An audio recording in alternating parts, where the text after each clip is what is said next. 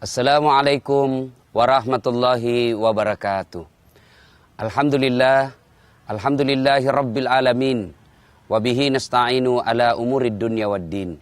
Ashhadu an la ilaha illallah wa ashhadu anna Muhammadan abduhu wa rasuluh. Allahumma salli ala Sayyidina Muhammad wa ala alihi wa sahbihi ajma'in. Amma ba'd. Pemirsa Selebes TV yang insya Allah dimuliakan dan dirahmati oleh Allah Subhanahu wa Ta'ala. Suatu ketika sahabat Rasulullah Sallallahu Alaihi Wasallam Abu Hurairah berlari-lari kencang menuju ke pasar. Dalam perjalanan menuju ke pasar, beliau dihadang oleh Umar bin Khattab. Umar bertanya kepada Abu Hurairah, "Ya Abu Hurairah, ada apa gerangan? Kenapa kau buru-buru ke pasar? Seolah-olah kau dikejar setan." Abu Hurairah lalu menjawab, "Ya Umar, saya baru saja mendengar sesuatu yang sangat menggembirakan dari Rasulullah." "Apa gerangan?" "Barusan saya mendengar Rasulullah menyampaikan, barang siapa yang mengucapkan 2 kalimat syahadat, diyakini sampai mati, pasti masuk surga." Demikian sabda Rasulullah. Mendengar ini Umar lalu bertanya kepada Abu Hurairah, "Ya Abu Hurairah, apa betul Nabi mengucapkan begitu?" "Betul," kata. Kalau bahasa kita, "Toje nggak, ini betul disampaikan oleh Nabi." Lalu Umar berkata, "Tunggu dulu bos, jangan dulu kau umumkan di pasar. Saya mau cek dulu ini." Dalam teori jurnalistik inilah yang disebut check and recheck. Datang ke sumber berita. Umar lalu mengajak kepada Abu Hurairah, "Ya Abu Hurairah, kita ke sumber berita dulu. Kita ke Rasulullah Sallallahu Alaihi Wasallam mempertanyakan kebenaran cerita ini." 2 sahabat Nabi ini lalu menuju kepada Rasulullah Muhammad Sallallahu Alaihi Wasallam. Sampai di hadapan Nabi, Umar berkata, "Ya Rasulullah, barusan saya mendengar berita dari Abu Hurairah. Beliau katakan, barang siapa yang mengucapkan 2 kalimat syahadat, diyakini sampai mati, pasti masuk surga. Saya mohon penjelasan dari Rasul, apa betul Anda mengucapkan begini?"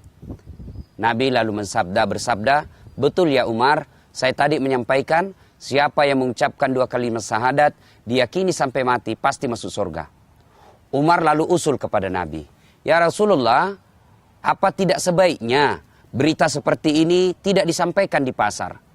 Menurut hemat saya, ya Rasul, kalau ini disampaikan ke umat, disampaikan ke khalayak umum, disampaikan dan diumumkan ke pasar, saya takut ini dampaknya negatif.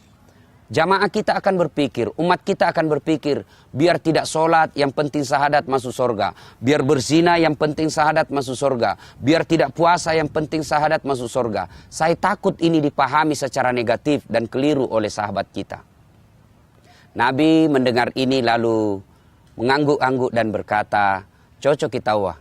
Betul kata Umar ini. Jangan disampaikan di umat. Jangan sampaikan ke tempat umum."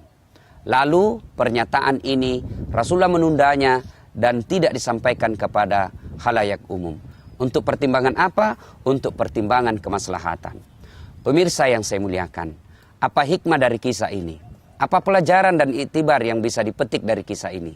Ternyata menyampaikan berita kepada khalayak umum, meskipun itu benar, meskipun itu ada faktanya, tetapi harus ditunda demi kemaslahatan umat. Ini pelajaran berharga buat kita yang ini menyampaikan data dan berita yang apabila berita tersebut hanya menimbulkan kesesatan, hanya menimbulkan kegelisahan, sebaiknya tidak disampaikan kepada khalayak umum. Ada kearifan di dalamnya, ada kearifan pertimbangan bahwa apabila ini mengancam persatuan, apabila ini mengancam kemaslahatan, sebaiknya tidak disampaikan kepada khalayak umum meskipun itu benar adanya.